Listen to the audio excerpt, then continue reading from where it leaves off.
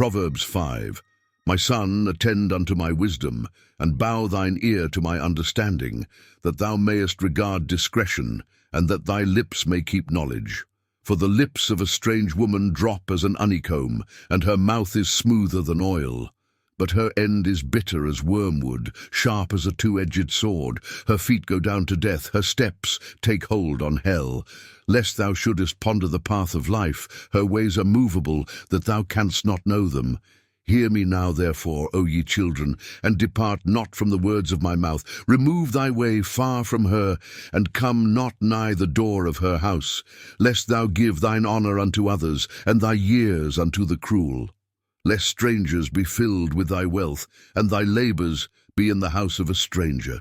And thou mourn at the last, when thy flesh and thy body are consumed, and say, How have I hated instruction, and my heart despised reproof, and have not obeyed the voice of my teachers, nor inclined mine ear to them that instructed me.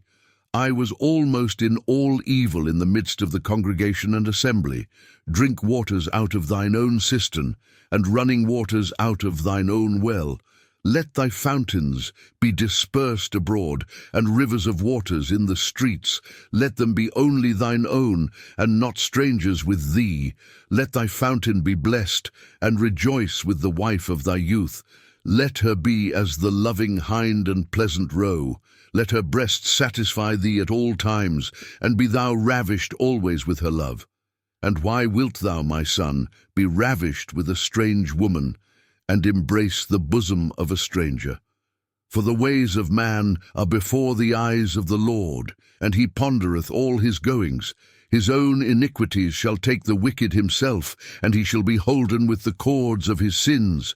He shall die without instruction, and in the greatness of his folly he shall go astray.